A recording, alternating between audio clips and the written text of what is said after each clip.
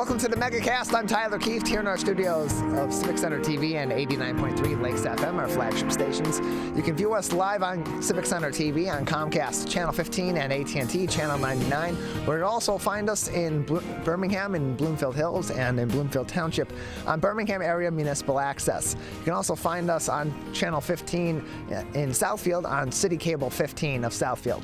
Join us on Channel 10 on the Media Network of Waterford, and of course on Orion Neighborhood Television in Lake Orion and in Orion Township. Join us on the radio also on 88.1 WBFH, the BIF, a service of the Bloomfield Hills School District, and find us online both on civiccentertv.com, on our Facebook pages at Civic Center TV 15 and at Lakes FM, and on My Michigan TV, otherwise known as MyMy, by visiting mymytv.com. You can learn more about everywhere that we broadcast and find all of our full shows and individual interviews on demand by going to our website at civiccentertv.com/megacast. We have links to every single one of our partnering television, radio, and web outlets, so you can learn more about everything else that they do with their regular programming outside of broadcast of the Megacast. Also on our website at civiccentertv.com, we have our coronavirus page where we have helpful information linked to the Centers for Disease Control and Prevention, the Michigan Department of Health and Human Services, and the Oakland County Health Division's resources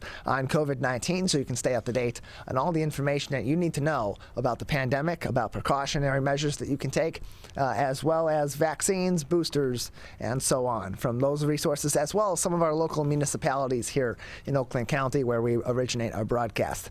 Also on our coronavirus page, we have our top headlines each and every day, and today making headlines from the Detroit Free Press, quote, "We are really at a breaking point," and closed quote, said Beaumont Health Director of the COVID-19 surge, with more than 3,000 Michigan healthcare workers are off the job because they tested positive for coronavirus or were exposed to it, forcing hospitals to postpone some elective procedures as they brace for an influx of more patients in a COVID-19 surge fueled by the highly transmissible Omicron variant. Strained workers who have been on the front lines treating patients for nearly 2 years are exhausted, but their work is far from over as the surge pushes on, driving up cases and hospitalizations, including among children. Quote, "We have an obligation to take care of COVID patients," and closed quote, said Dr. Jeffrey Fishgrund, Beaumont Health's Chief of Clinical Services. But the health system also must be able to take care of people who have been injured in car accidents, those who have had heart attacks, and other illnesses. Quote, "We've really asked our physicians to postpone, if safe, any procedures that can be postponed. We're trying to take care of the community, but we're also trying to take care of our staff. We know our 33,000 staffers are working as hard as they ever have worked," and closed quote. On Thursday, Beaumont Health said that more than 430 employees are out with coronavirus symptoms. By postponing the less urgent procedures and tests, Beaumont can shift more staff to caring for COVID-19 patients, along with those with cancer, traumatic injuries, and other acute medical issues. Other Michigan hospitals are also struggling. Spectrum Health had 766 of its 31,000 employees test positive for the virus during the week of December 29th through Wednesday, said Chad Tuttle, the Spectrum Health of West Michigan Senior Vice President for hospital and post-acute operations. Trinity Health Michigan, which has 8 hospitals and 22,000 employees, reported more than 900 medical workers were in isolation or quarantine as of Wednesday after contracting the virus or because of it. And Henry Ford Health System has 989 employees, about 3% of its roughly 30,000 person workforce in COVID-19 quarantine or isolation as of Thursday morning, said COO Bob Riney, who's also the president of healthcare operations for the Detroit-based healthcare system. Quote, "When you start to get into the numbers where it's 3%, 4%, 5% of your workforce, you have to make some decisions about services," said Riney to the Free Press. That means postponing surgical procedures and longer waits in emergency departments. Beaumont Health officials said on Thursday the health system is caring for more than 750 COVID-19 patients in its 8 hospitals, of which 65% of those patients are not vaccinated. There has been a 40% increase in the number of COVID-19 patients being treated at the health system during the past week, they said. On Tuesday, Henry Ford Health System officials said there were 480 patients hospitalized with COVID-19 system-wide, including 1 child under 17 who was not vaccinated. That was a 20 25% increase from the previous week. Coronavirus vaccines are working to prevent COVID-19 from progressing to more serious or fatal consequences in some cases. And Nick Gilpin from Beaumont Health has reported that. But more Michiganders need to get a booster dose to provide greater protection from the Omicron variant. In Michigan, 60.5% of residents 5 and older are fully vaccinated, meaning they have had 2 doses of either Pfizer or Moderna vaccines, which are the mRNA vaccines, or the 1-dose Johnson & Johnson vaccine, according to the U.S. Centers for Disease Control and Prevention. A federal team of doctors, nurses, and respiratory therapists continue to help workers care for patients at Beaumont Hospital in Dearborn, one of 4 federal teams dispatched to Michigan to help hospitals that are struggling with stretched thin staffing due to the pandemic. Other federal teams were sent to Mercy Health System in Muskegon, Spectrum Health in Grand Rapids, and Covenant Healthcare in Saginaw. The team at Beaumont Hospital Dearborn's site was to leave on January 2nd, but will spend an additional 30 days assisting with the operations over there. You can read that full article from the Detroit Free Press on our website at civiccentertv.com/coronavirus. Also making headlines on the COVID-19 front, a treatment pill. There are COVID-19 treatment pills in Michigan, but only a few will get them for now. This is from Bridge, Michigan. 2 antiviral pills meant to help people with COVID-19 ward off severe infection have made their way to Michigan this week, but a severely limited supply and narrow eligibility criteria mean that getting them anytime soon won't be easy, even as Michigan has seen record volumes of new cases. Quote, "Unfortunately, there will be people that cannot receive medication because it's just not available to them yet," said Dr. Gregory Gaffney Pappas, president of the Michigan College of Emergency Physicians, to Bridge, Michigan. The Food and Drug Administration authorized 2 drugs in the waning days of 2021, Paxlovid on December 22nd, and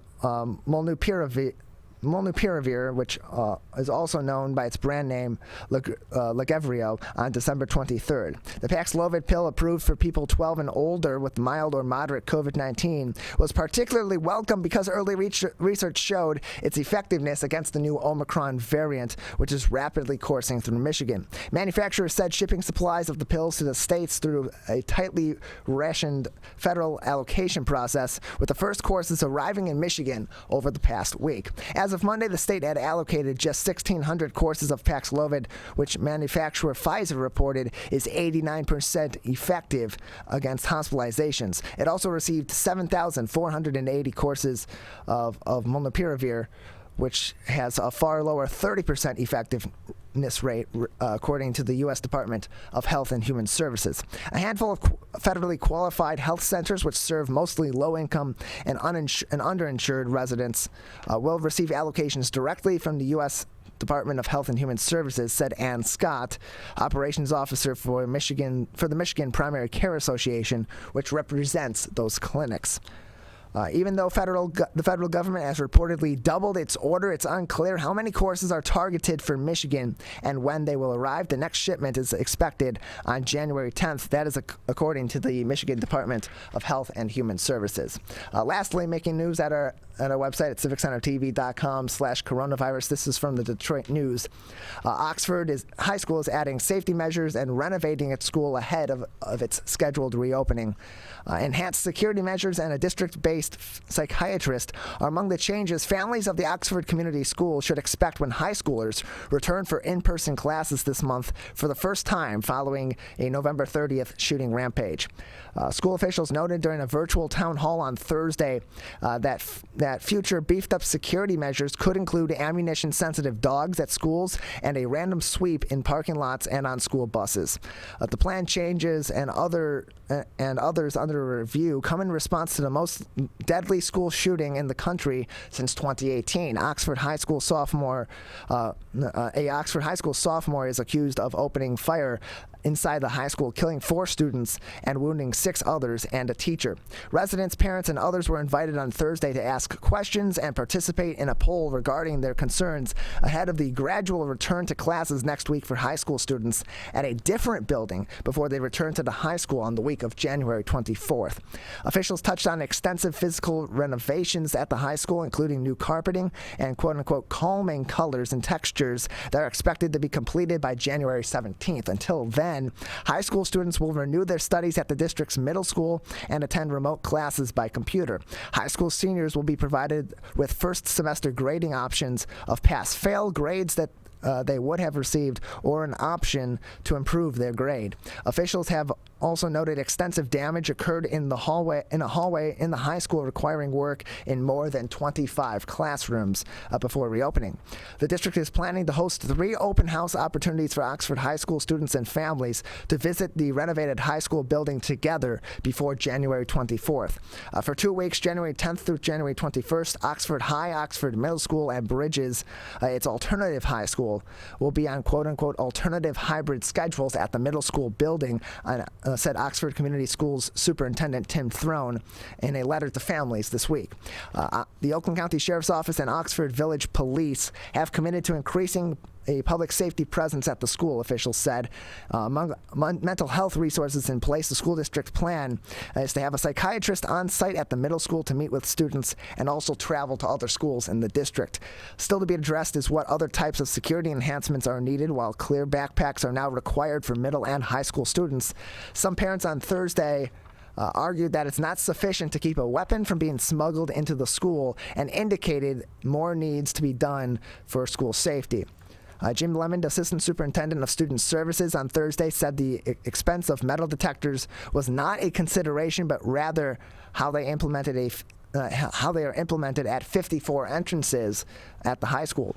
Parents also inquired about findings of internal school investigations and whether they would be available to the public before students return to school. Lemon said they, quote, Blue Ribbon Group will investigate all concerns, including security procedures at the school and, quote, what we can do better, and closed quote. The high school has been closed since the incident, which took the lives of 4 students killed that day. Nearly 400 callers participated in a number of questions on Thursday, including how satisfied they were with the district's handling of the circumstances to date. Of those polled, 61% said they were very satisfied, 31% somewhat satisfied, and 8% said that they were not satisfied. When asked of the knowledge of mental health resources at the school, 60% of responders said they were aware, 33% said they were somewhat aware, and 7% said they were not aware of those resources being available. That full article with additional details from the Detroit News linked on our website at civiccentertv.com/coronavirus. We're going to take a break. On the other side, we'll begin our show at 10:20 with Professor Erin Austin Dwyer from Oakland University's Department of History, who is also the author of Mastering Emotions, Feelings, Power, and Slavery in the United States. That's coming up next at 10:20. At 10:40, we'll speak with the Medical Director of the Oakland County Health Division, Dr. Russell Faust. In the 11 o'clock hour, we'll kick that off with a physician assistant from the Michigan Institute for Neurological Disorders. Jessica Epstein will join us on the program. At 11:20, we'll be joined by a couple individuals from the Detroit Crime Commission.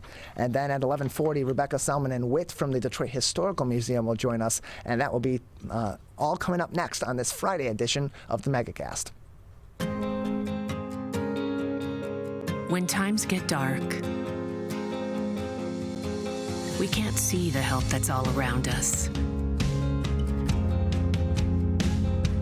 When you don't know where to turn, let 211 be your guiding light.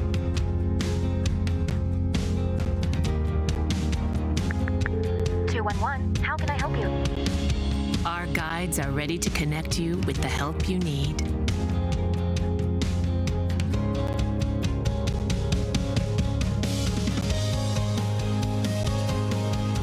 For help with food, healthcare, mental health, and other resources,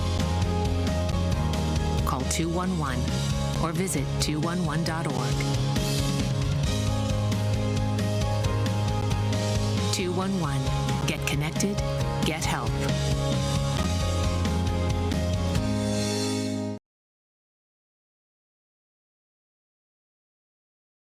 If you are struggling to afford your internet bills during the pandemic, there's a temporary government program that may be able to help. It's called the Emergency Broadband Benefit, and it provides up to a $50 monthly discount on your broadband bill to qualifying households. Find more information about the program, including if you qualify and how to enroll, at fcc.gov/broadbandbenefit, or call toll-free at 833-511-0311. A public service announcement from 89.3 Lakes FM.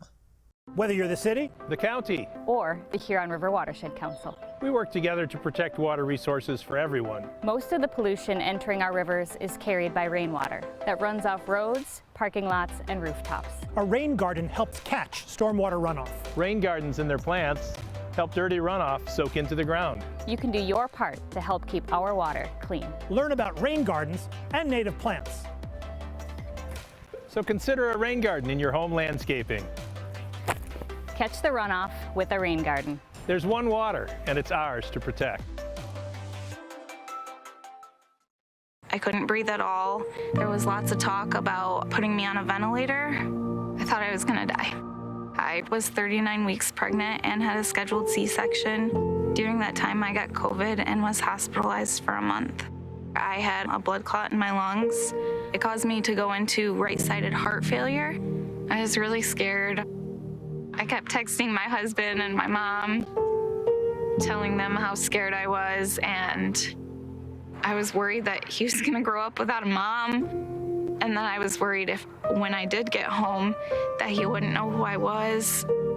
You know, being 27 and a mom and a wife and having that all almost taken away from me. It's scary, and if a vaccine can prevent that from happening, why not? Get your vaccine. I don't want this to happen to anybody else.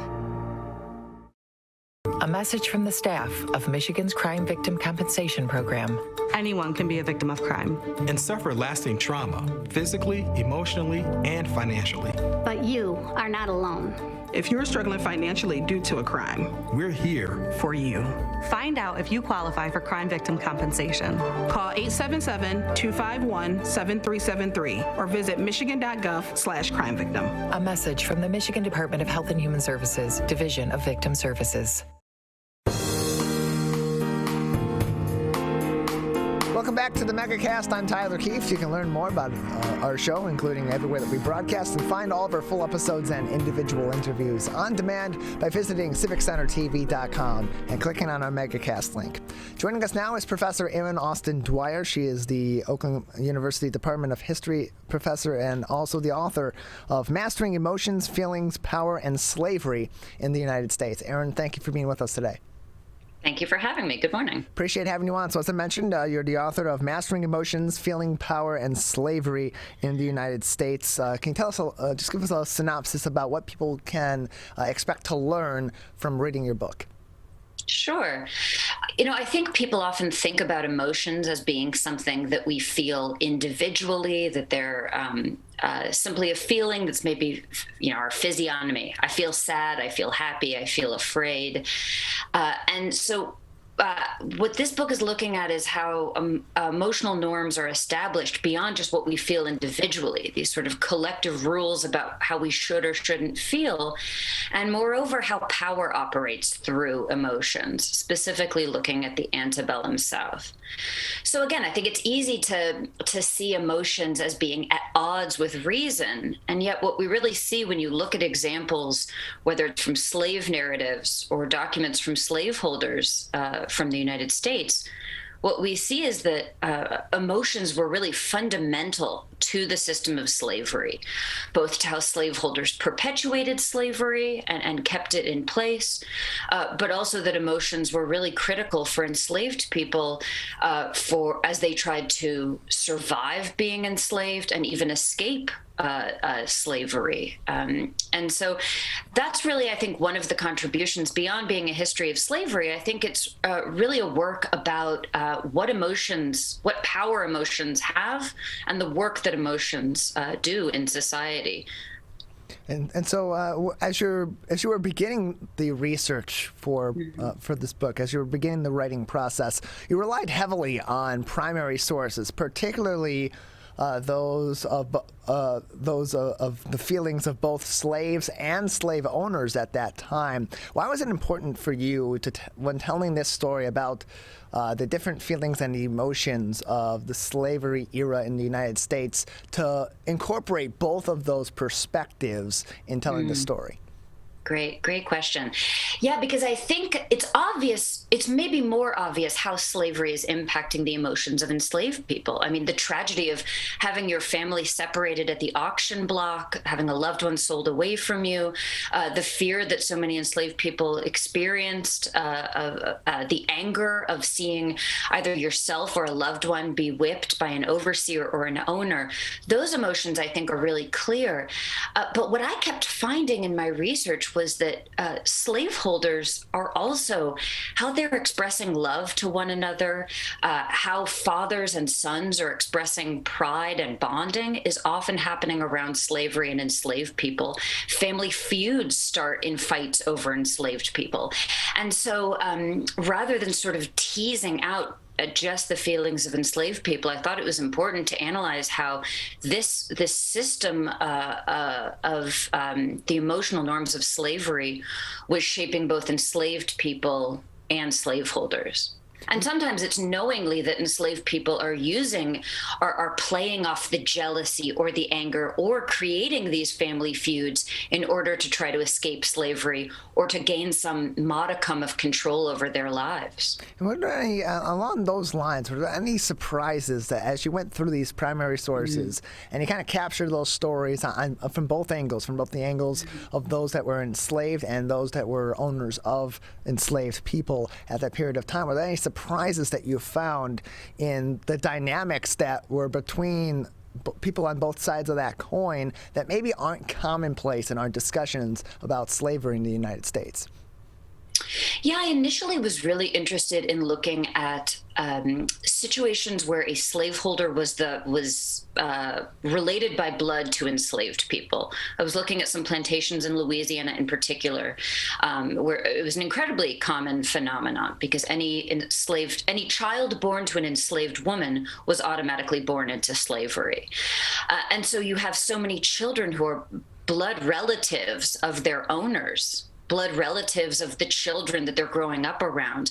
And so I really expected that to be the most interesting dynamic of what is life like on these plantations where there are these blood relations amidst these power dynamics, amidst that cruelty of slavery. What I wasn't expecting to find is how often there are close emotional ties between slaveholders and enslaved people who are not related by blood, and the sorts of blowback that would cause in slaveholding families, whether it's jealousy about of an enslaved mistress who suspects that there's a sexual relationship going on that might be that is most likely coerced, but sometimes it's a close bond that children of the slaveholding class believe that their father has perhaps with an enslaved overseer, that they're listening to an enslaved overseer more than themselves. And so all kinds of really strange family dynamics happening around slavery that go beyond who is related to who by blood. We're joined by Professor Erin Austin Dwyer from the Oakland University Department of History. Joining us on the Megacast, she's also the author of Mastering Emotions, Feelings, Power, and Slavery in the United States, which is available in a couple of different places. It's available on Amazon.com. It's also available on the University of Pennsylvania's press website as well. And again, the title of the book is Mastering Emotions, Feelings, Power, and Slavery in the United States. And so in all of this research that's being put into this book, what can be learned about from finding out about the prevalent emotions of the days of slavery? What can be learned from that and inform us not only of our history, but the ways that history better ways that history informs our modern day America? Certainly. The big argument made by slaveholders was that enslaved people fundamentally felt emotions differently than they did. And much of that is intended to justify, you can better justify as a slaveholder separating families if you tell yourself to sleep at night that enslaved people feel love less acutely or feel sorrow less deeply than you do. All measure of slaveholder policies can be justified in that way. Whereas for enslaved people and people who escaped slavery and ran north, their belief was there are fundamentally different feelings felt by free people, that you can freely express your emotions, that now that promise of the pursuit of happiness written into the Declaration of Independence should be the guiding principle, that all free people get to pursue happiness, and that was what liberty meant. And so I think the really big change that you see is with the end of slavery, newly freed people no longer had to perform the happiness or the reverence or the respectful fear that they had to perform while enslaved. And they could show their pride in dress, show their pride, any Black men who had served in the Union Army, getting to wear their U.S. federal uniform, showing that pride, throwing public events to commemorate the anniversary of emancipation. And what we see in newspapers and in letters is that white Southerners were really outraged by these outpourings, by these public displays, by these manifestations of Black joy and of Black pride and Black confidence. And so in the same way that slaveholders tried to create sharecropping as a new economic system to keep as many of the power dynamics of slavery in place, we also see a lot of efforts by white Southerners to try to maintain as many of the emotional power dynamics of slavery, even after slavery was over. And so what I was really struck by was that reading sources from the Jim Crow South, memorably reading the memoir of Richard Wright, the novelist who wrote Native Son, I was really struck by how much of what he described working in stores in the 20th century in the South, that he still felt compelled to perform happiness in front of his white employers because he knew that physical violence might ensue if he's perceived as being angry, unhappy, disrespectful. And so in the epilogue, I really trace that legacy of the history of the slavery of emotions and how that evolved and continued through the Jim Crow South, and really even drawing comparisons to the present. Today, the murderers of Ahmaud Arbery are going to be sentenced. And I think what we see there is a continued idea from the times of slavery, where what is at stake there is whose fear is more respected. The fear of those white Georgia men who claimed self-defense in tracking down and murdering a Black man who was unarmed, or whose fear deserves more respect, the fear of a man who's out for a jog and being gunned down while engaging in the pursuit of happiness.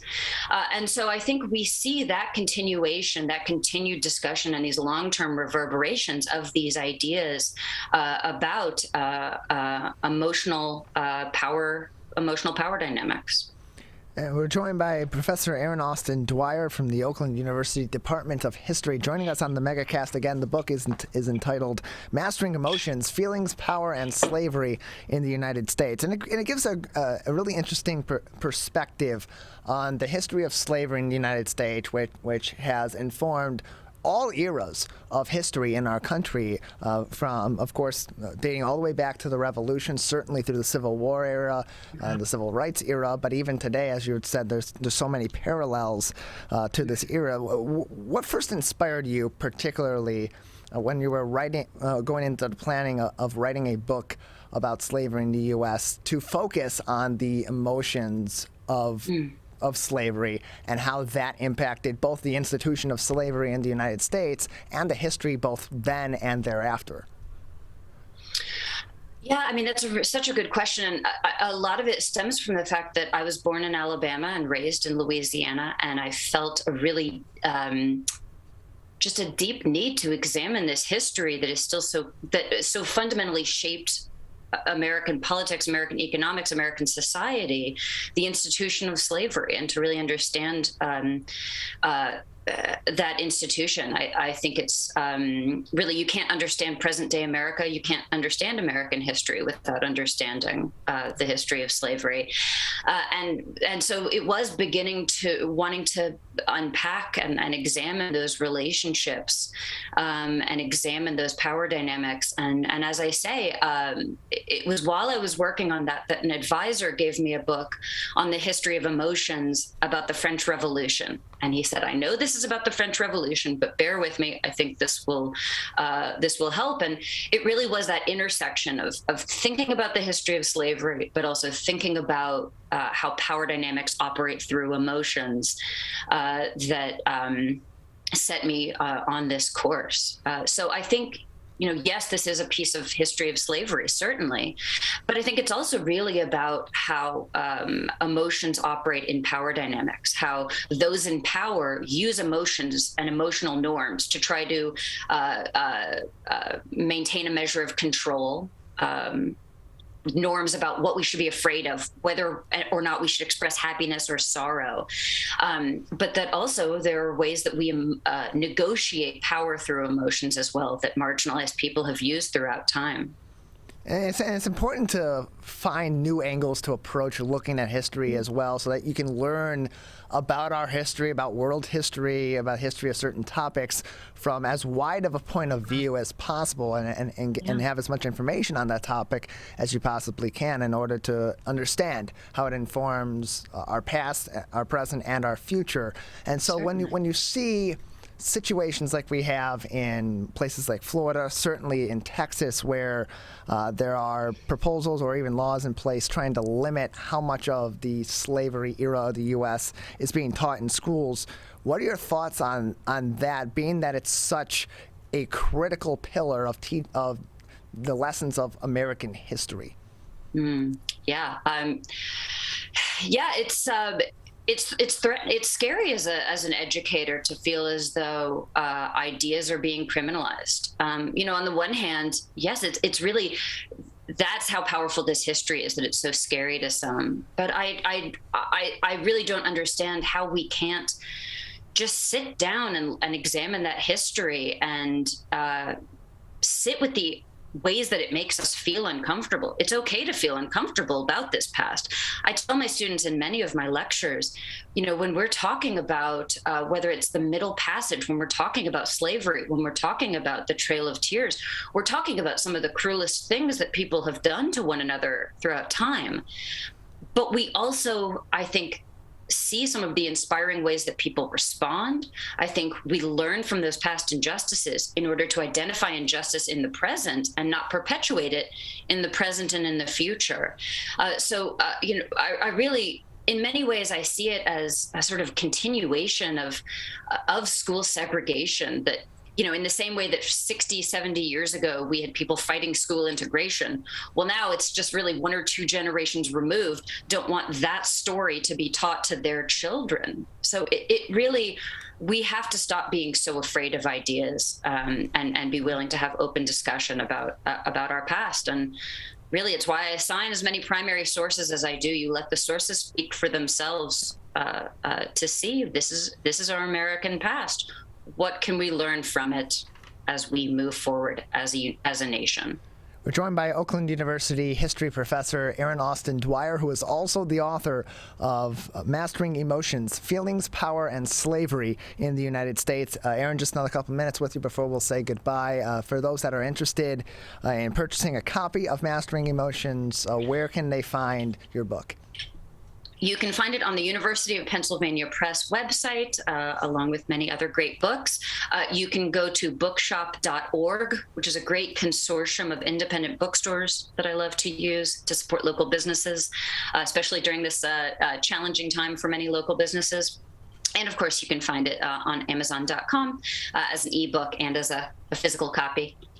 Well, Erin, we appreciate your time. Thank you for joining us, previewing this book and talking about the context of emotions as they pertain to a critical element of American history, that is slavery.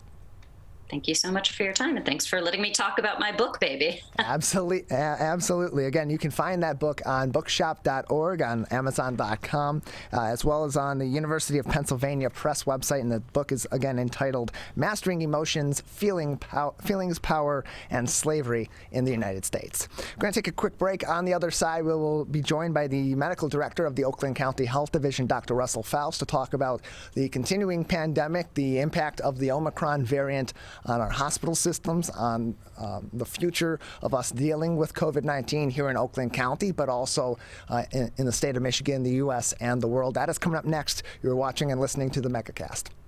If you are struggling to afford your internet bills during the pandemic, there's a temporary government program that may be able to help. It's called the Emergency Broadband Benefit, and it provides up to a $50 monthly discount on your broadband bill to qualifying households. Find more information about the program, including if you qualify and how to enroll, at fcc.gov/broadbandbenefit, or call toll-free at 833-511-0311. A public service announcement from 89.3 Lakes FM. You see certain things get reincarnated in your children. My daughter is very much inspired by my wife's artistic pursuits. So my daughter started making necklaces. She makes what we call affirmation fashion. I tell her every day that your black is beautiful. Your black is beautiful. Your black is beautiful. And if there's anything better than being beautiful, it's being smart. And if there's anything better than being smart, it's being kind. And reaffirming that every day is our method of making sure her chin never drops. My dad wasn't around, and I remember riding a bike and falling off and cutting myself, and me never just wanted to get back on it. People ask, how your children learn how to ride a bike, and you did. I didn't teach them. I just created an environment where they taught themselves, and all I had to do was be there.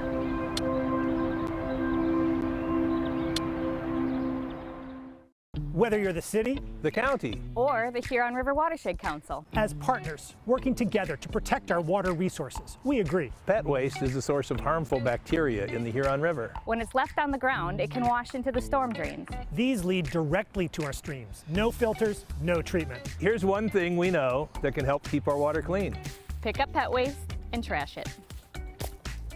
Pick up pet waste and trash it. So pick up pet waste and trash it. There's one water, and it's ours to protect. Who is struggling right now? I am. My son is. Many are struggling with anxiety, depression, and substance use. Before it becomes a crisis, reach out to MyCal, the Michigan Crisis and Access Line for free confidential support 24/7. Available in the Upper Peninsula and Oakland County. Just call or text 1-844-44-MyCal or chat online at michigan.gov/MyCal. A message from the Michigan Department of Health and Human Services. Motorcyclists are hard to see. To keep everyone safer, it's important to always look for them and know where most crashes occur. 84% of motorcycle and vehicle crashes happen on streets, not highways. And most crashes with motorcyclists occur when vehicle drivers are turning left.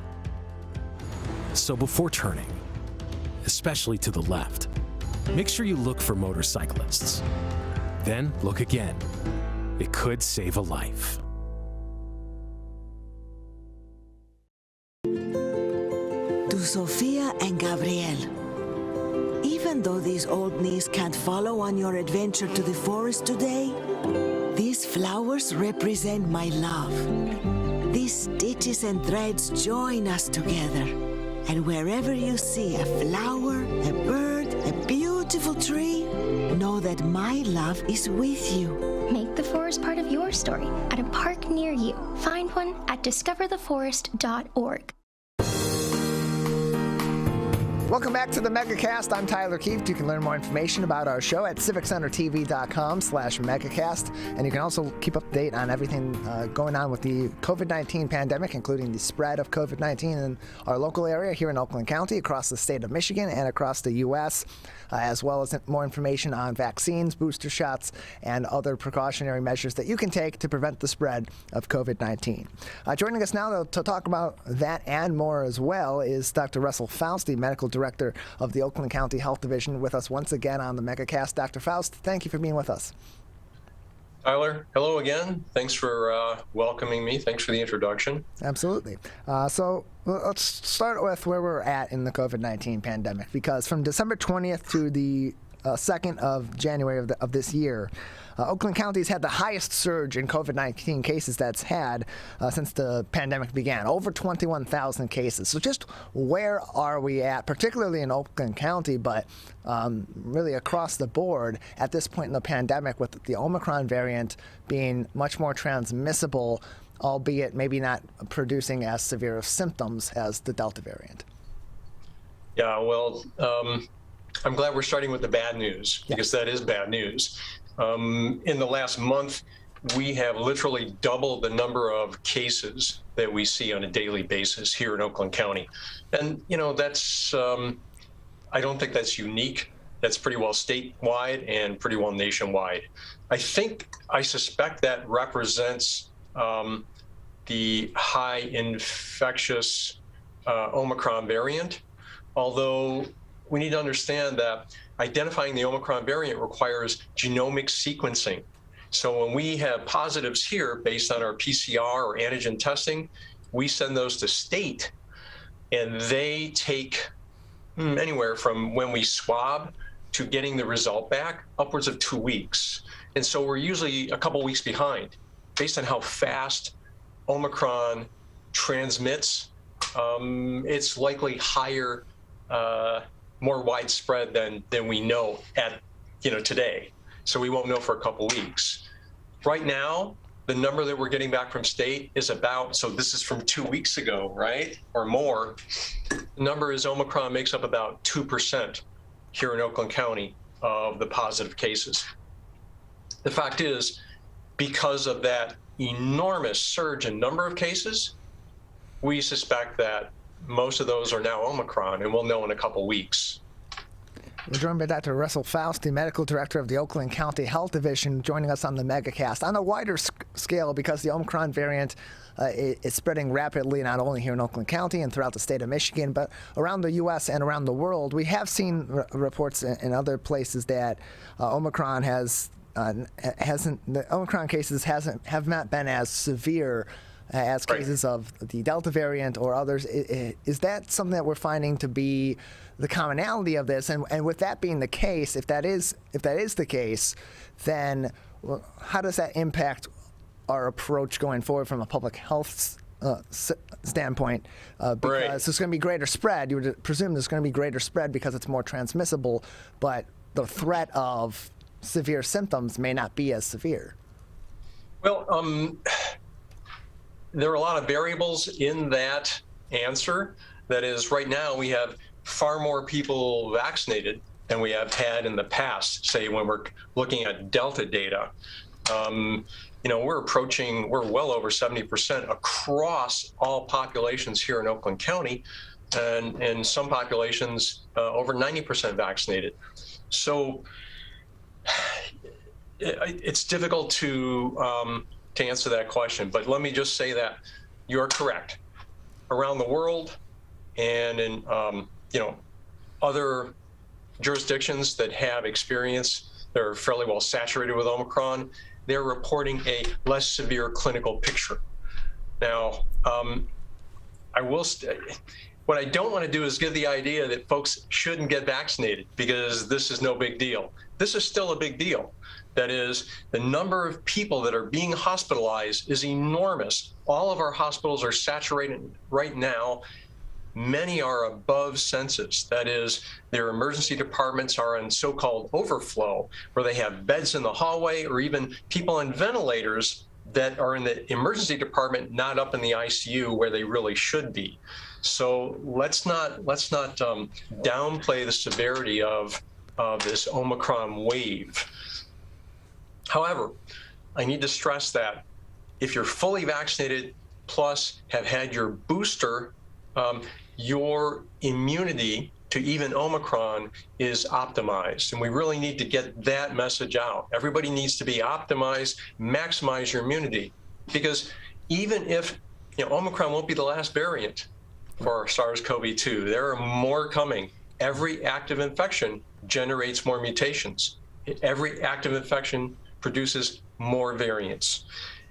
And if those variants have mutations through, for example, the spike protein, the higher your immune level, the more of the antigenic sites you recognize on spike protein, the more likely you are to remain healthy when you do become infected with Omicron or the next variant.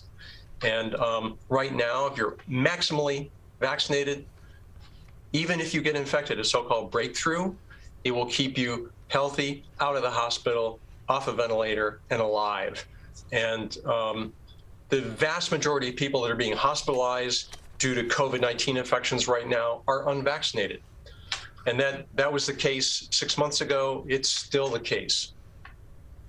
I check on, I call around to the hospitals in county on a fairly regular basis here and ask that question.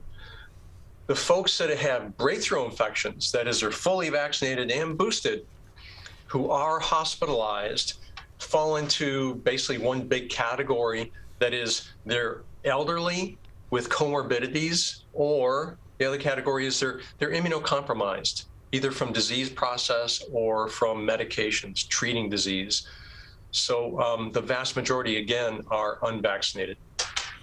We're joined by Dr. Russell Faust. He is the medical director of the Oakland County Health Division, joining us on the Megacast. You can learn more information about the spread of COVID-19 as well as COVID-19 resources, precautionary measures that you can take at your business, at your home, and out in the community, as well as information on getting vaccinated, as well as your booster shots by going to civiccentertv.com and clicking on our Oakland County link on our coronavirus page. That's civiccentertv.com/coronavirus right at the top of the page.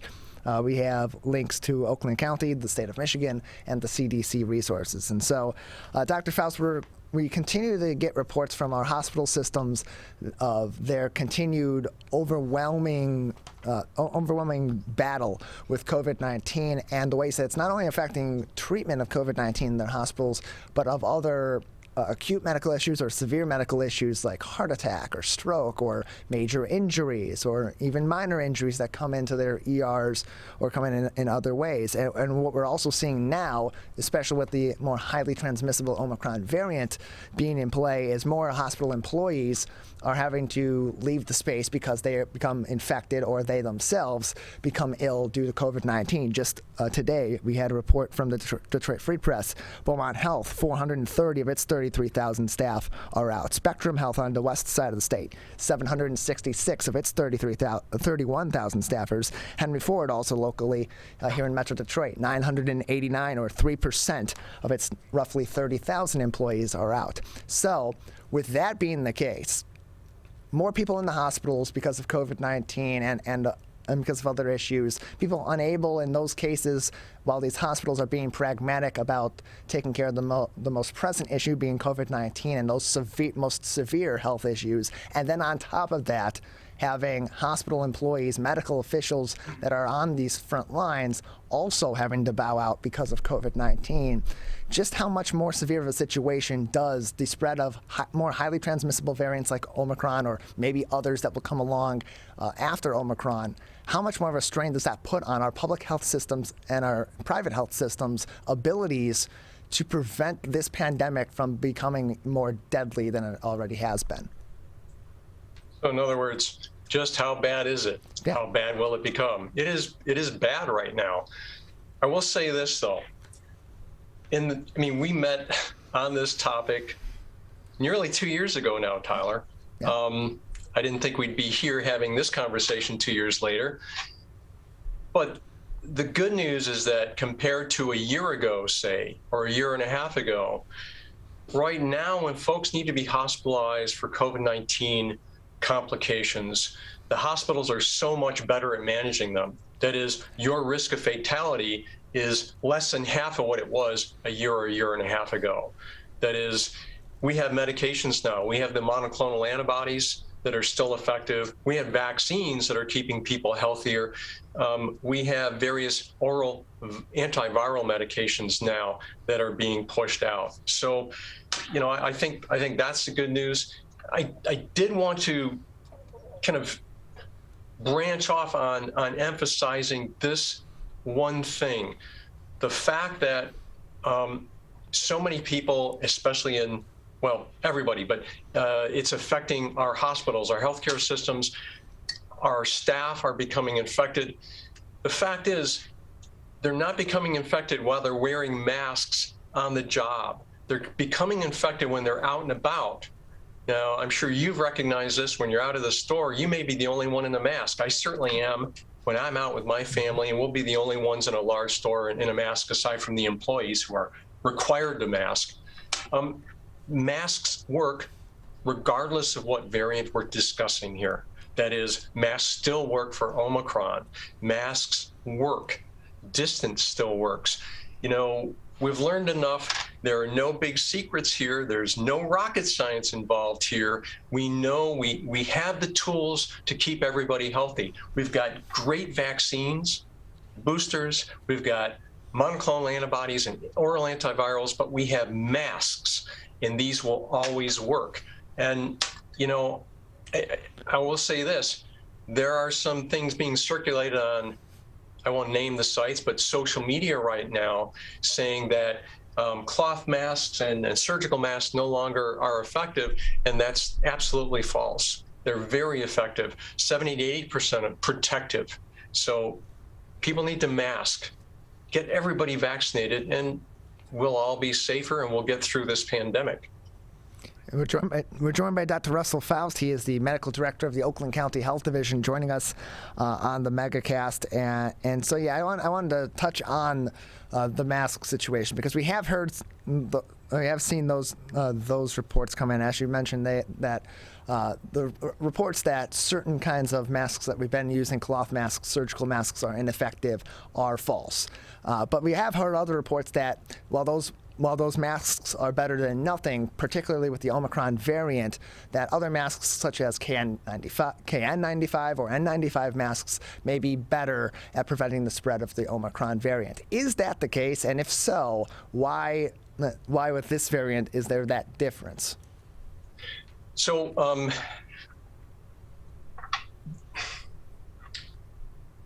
this variant and all SARS-CoV-2 variants are transmitted by respiratory droplets. That hasn't changed. The physical size and shape of the virus hasn't changed. So all the variants are still transmitted physically in the same way. However, some of the variants are better at infecting people and better at increasing blood levels of virus, so the level of virus that we shed is higher. But they're still transmitted by respiratory droplets, meaning masks are still effective. Now, with regard to the types of masks, surgical masks, surgical masks, actually there we go, and cloth masks, these are still very effective, 70 to 80% protective. N95s and KN95s are 90+% protective. They're just certainly not as comfortable to wear as a plain surgical mask or a multi-layer cloth mask. But masks are very protective. That's the number one tool that we have: masks, distance, vaccination. Well, Dr. Faust, we appreciate having you on. Anything else that we should be keeping in mind on the COVID-19 front going forward at this moment in time? Yeah, we're still testing here at Oakland County. We're still vaccinating. November and December, we were out vaccinating children at the schools. We were in 15 different schools. Folks that are interested in being tested or being vaccinated, call our nurse on call number, 800-848-5533. Thanks so much, Tyler. Appreciate it. Dr. Russell Faust, the medical director of the Oakland County Health Division, with us once again on the Megacast. And as you mentioned, the Nurse on Call hotline will have a lot of information and be able to answer a lot of your questions about COVID-19, about vaccination, about booster shots, precautionary measures. And we have not only a link that will take you to provide you with that number should you need it, but also other resources on COVID-19, including the vaccine hub from Oakland County. If you go to our website at civiccentertv.com/coronavirus and click on the Oakland County link, which will be at the very top of that page, alongside the state of Michigan and the CDC resources, all which are great places to start collecting the information that you need, or continuing to collect the information that you need to know on COVID-19. We're going to take a quick break on your radio homes for the Megacast, 89.3 WBLD Orchard Lake and 88.1 WBFH Bloomfield Hills. On the other side of the break, we will be joined by Jessica Epstein. She is a physician assistant from the Michigan Institute of Neurological Disorders. We'll be talking to her about migraines and a little bit more as well. That's coming up next. You're watching the Megacast. 72.7% of high school students get less than the recommended 7 to 9 hours of sleep a night. This can cause pain, obesity, and can very negatively affect your mental health. When you have a consistent 7 to 9 hours of sleep every day, you get sick less often, lose more weight, and have better relationships with those around you. For more information about the dangers of sleep deprivation, go to sleepfoundation.org. This message is brought to you by the WBHS Digital Media Arts Program and 89.3 Lakes FM. Can I ask you a question? Why did you get your kids vaccinated? It was hard for them to social distance, to be isolated from their friends. I want them to get back to school and sports games. So as a pediatrician, I recommend the vaccine to everyone I know. The boys lost a former teammate and classmate who was only 20 years old. It's been a devastating year. We want to get back to normalcy. Our daughter is really looking forward to being with her friends, being a kid. It's the Great Lakes water. And so what people do ends up in our waterways. Flushable wipes are just evil.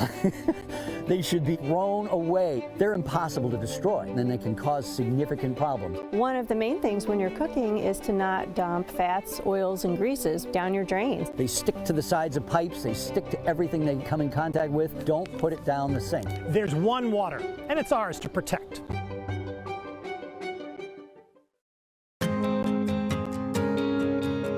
When times get dark, we can't see the help that's all around us. When you don't know where to turn, let 211 be your guiding light.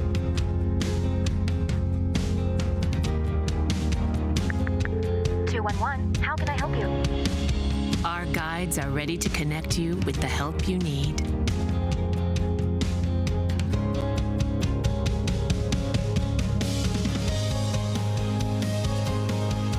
For help with food, healthcare, mental health, and other resources. Call 211 or visit 211.org. 211. Get connected, get help.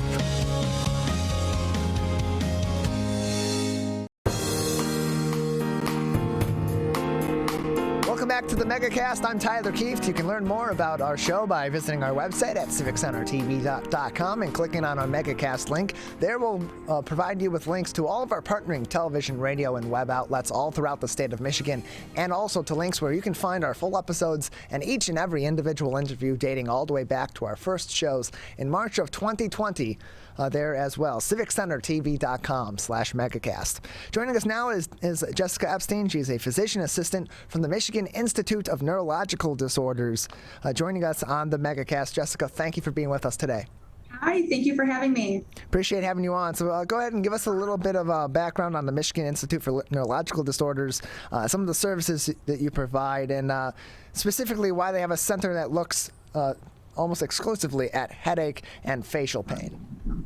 It's a great question. So It provides comprehensive care for brain, spine, and nervous system disorders. We are able to provide all of our services in-house, starting with evaluation to diagnosing patients using MRI, EEG, EMG, OCT, as well as treatment options that we now have an infusion center that can provide infusion treatment as well.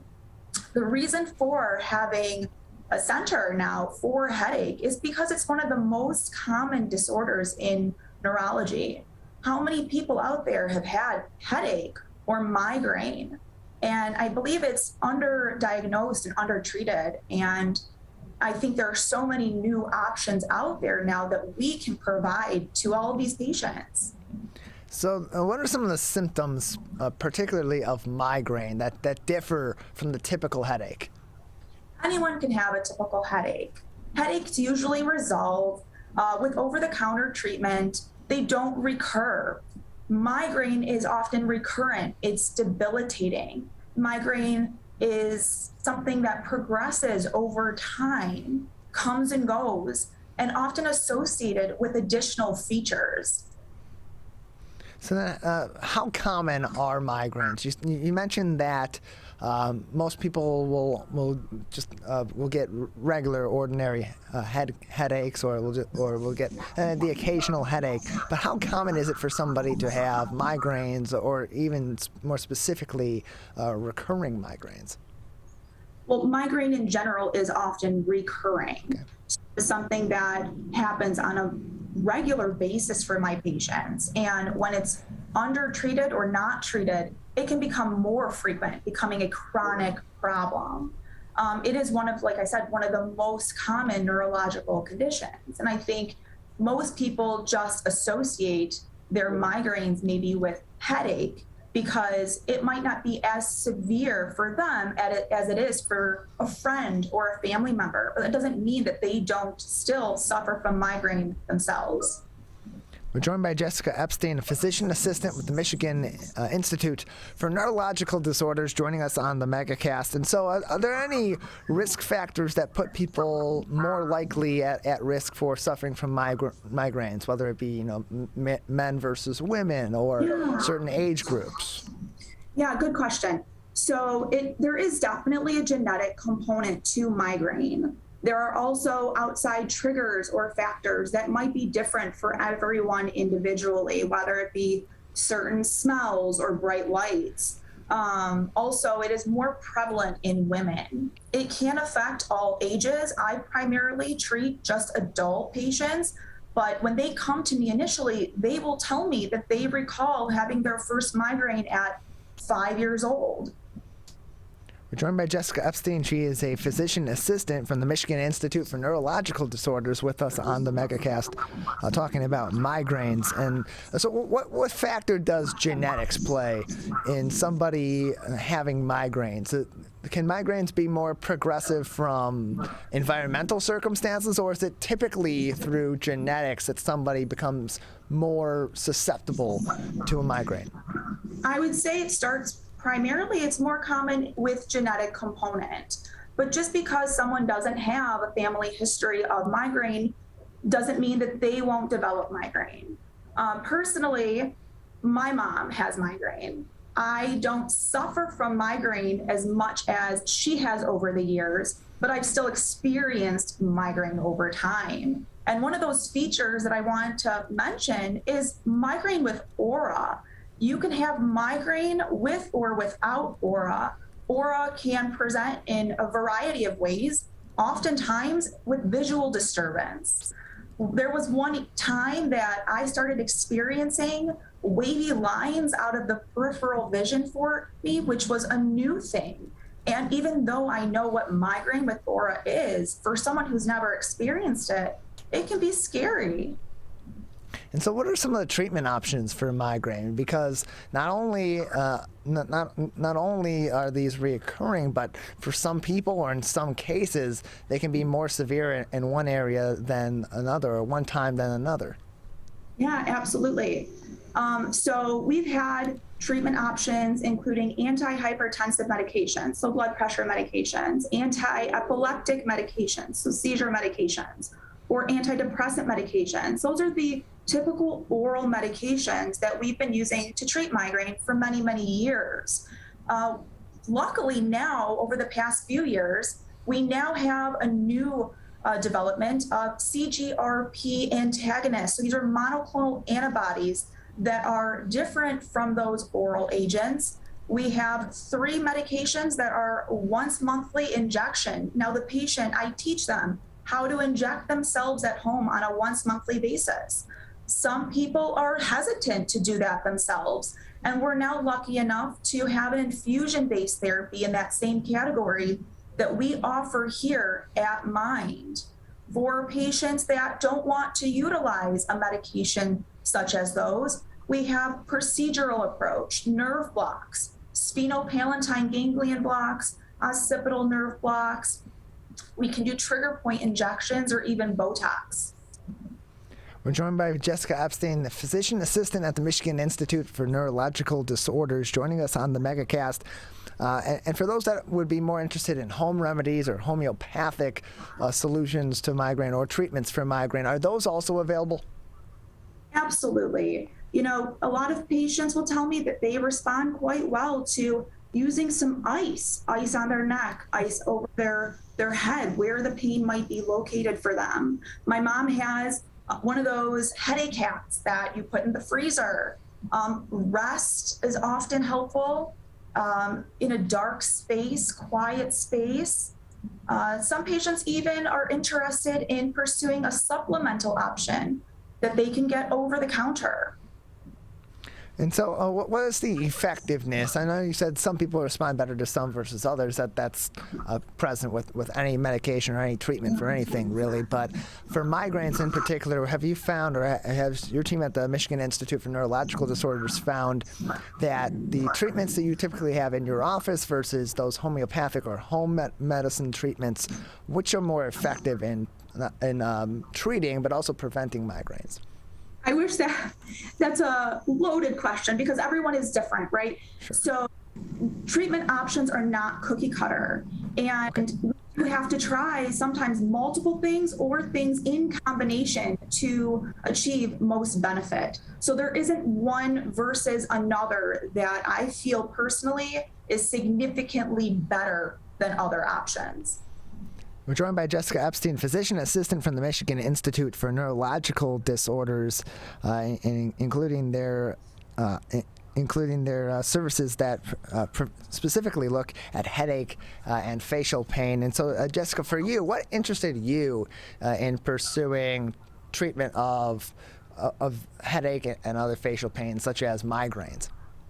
So I started here and I've been working at Mind for several years, working in general neurology, which I've enjoyed, but I definitely felt a calling, something pulling me to the Headache and Face Pain Center. Like I said, with my mom, watching her over several years suffer from migraine. Myself, I have headache, mostly occipital neuralgia, so I've received treatment here myself. And watching my patients, so many of them come to me and they've seen multiple neurologists or primary care providers in the past, and they've tried a handful of options and they're discouraged, they're frustrated, they don't think there's anything left for them. And what's so rewarding is when I see them for the first time and I explain to them some of the options that I can provide to them right then and there, they're very hopeful at that point. And then when they do start to see improvement, that's the best part. We're joined by Jessica Epstein. She is the physician assistant from the Michigan Institute of Neurological Disorders. And Jessica, just another couple of minutes with you before we'll say goodbye. Anything else that would be interesting for us to know or understand about migraines, about headaches, about facial pain, or any of the treatment options that are available through your organization? Few points here. So as far as you mentioned face pain, migraine, different types of headache, sometimes we utilize treatment to kill two birds with one stone. So whether it be me treating someone with face pain and migraine with the same medication, or even someone coming in who tells me maybe they have some depression because of their pain and their pain is severe, maybe I'll utilize a medication to kill two birds with one stone for their depression and their pain, or they have high blood pressure. So I look at the patient as a whole to utilize medication to their best benefit.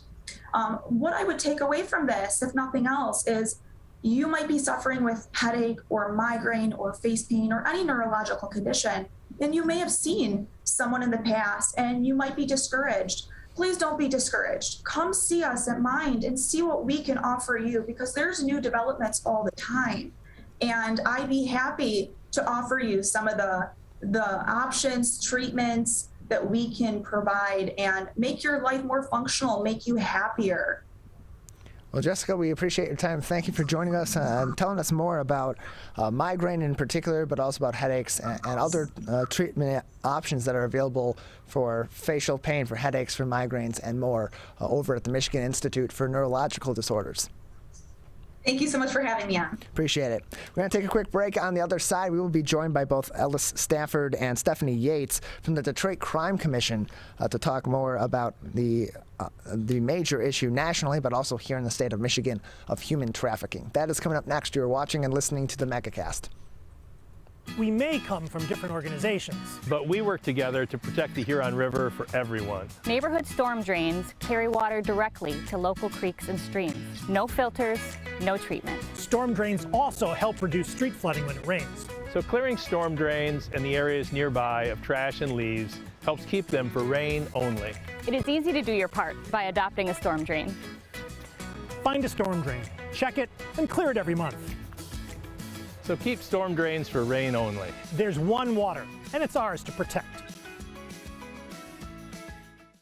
If you are struggling to afford your internet bills during the pandemic, there's a temporary government program that may be able to help. It's called the Emergency Broadband Benefit, and it provides up to a $50 monthly discount on your broadband bill to qualifying households. Find more information about the program, including if you qualify and how to enroll, at fcc.gov/broadbandbenefit, or call toll-free at 833-511-0311. A public service announcement from 89.3 Lakes FM.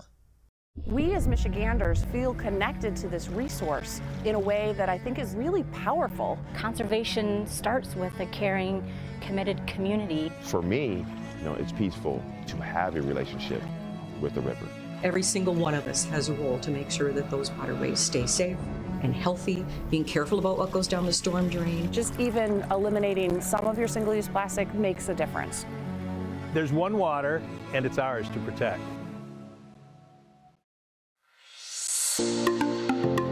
Did you know that nearly 3.31 million Americans don't get their annual checkup? Going to the doctor regularly is extremely important and is a crucial factor in maintaining good health. Make sure you are visiting your local doctor often and telling them about any health concerns you have. For more information, contact your local healthcare provider. This message is brought to you by WBHS Digital Media Arts Program and 89.3 Lakes FM.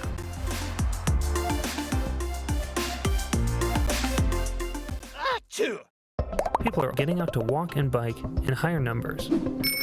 More vulnerable road users and higher speed traffic can be a dangerous combination.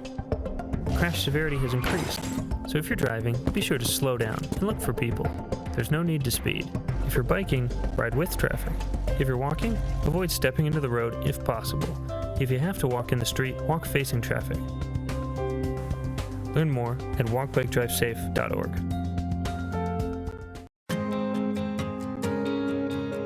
When times get dark, we can't see the help that's all around us. When you don't know where to turn, let 211 be your guiding light.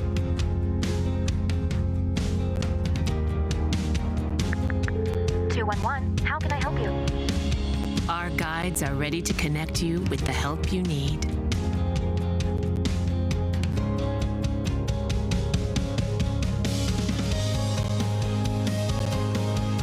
For help with food, healthcare, mental health, and other resources. Call 211 or visit 211.org. 211. Get connected, get help.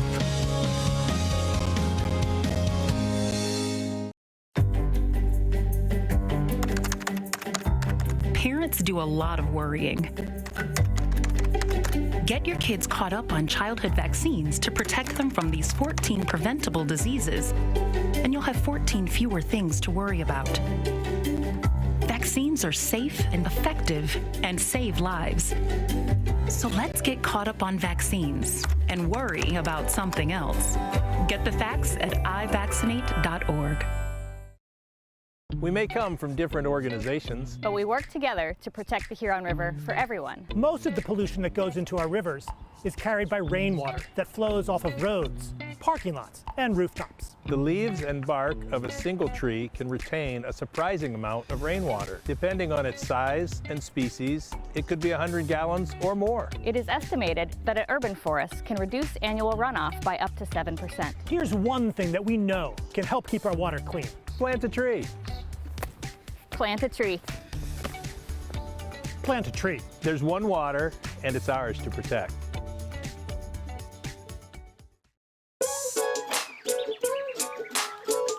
One of the things you can look for in your friends is a change in behavior. These can be big changes, they can be small changes in mood, physical appearance. They may be sleeping less or sleeping more, drinking more, or their eating patterns may be different. One big change that can be pretty obvious is change in motivation. Do they no longer want to play basketball? Do they no longer want to play video games? Now that we're spending more time online and in virtual settings, it's really important to pay attention to the language that your friend is using and the words they're using to communicate. So when we text our friends, are they taking longer amounts of time to respond? Are they not responding at all? You don't have to be an expert to try to recognize these signs. The second that you feel it in your gut and that you're concerned, that's the second to have the conversation and open the door to what might be going on. Whatever gets you talking. Welcome back to the Megacast. I'm Tyler Keefe. You can learn more about our show and find us on demand on civiccentertv.com by clicking on a Megacast link. There you'll also find links to each and every one of our partnering television, radio, and web outlets that join us each and every day, live from 10 a.m. to 12 noon, as well as throughout the afternoons, evenings, and weekends for replays as well. Human trafficking is a multi-billion-dollar criminal industry that spans the entire world and affects over 20 million people at this time. In the United States, Michigan has the 11th highest call volume to the National Human Trafficking Hotline. And here locally, there is one organization that is working to not only combat human trafficking, but also inform the public about the signs of human trafficking so that we can help end this criminal enterprise. And that is the Detroit Crime Commission. Joining us now from the Detroit Crime Commission, we're pleased to be joined by the Development Director, Stephanie Yates, as well as the Deputy Director, Ellis Stafford, on the Megacast. Thank you for being with us today. Thank you for having us, Tyler. Appreciate it. So, Ellis, let's start with you. Can you tell us, just generally speaking, about what the Detroit Crime Commission does? Well, to start off, I guess the name is a misnomer. The Detroit Crime Commission is actually in Southfield. We have analysts over in Battle Creek. We have an analyst in Pontiac. We help out Flint and Lansing. So it's kind of a misnomer. But what we do is try to partner with our public and private sector partners to make this place that we call home a little safer, a little better place for us to live, learn, and work. And with regard to human trafficking, it's funny, Tyler, that some people will not call 911. They may see something, but they don't feel comfortable calling the police. You can call us. You can call the Detroit Crime Commission, and what our analysts do, and all our analysts are intelligence analysts. They do an excellent job at data mining and social media monitoring and gathering and collecting. And we'll take your information, try to put some meat on that bone, and turn it over to law enforcement so that they can start their investigation, not from home plate, but maybe second base with the leadoff.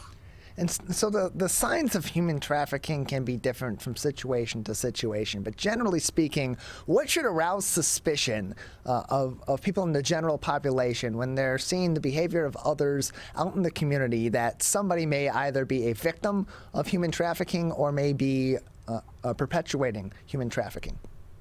Well, I think, Tyler, you alluded to it when you talked about the numbers around the world. There's two types. There's labor trafficking and sex trafficking. Believe it or not, there is more labor trafficking than sex trafficking. But sex trafficking gets all the attention because we're kind of a salacious society. Sure.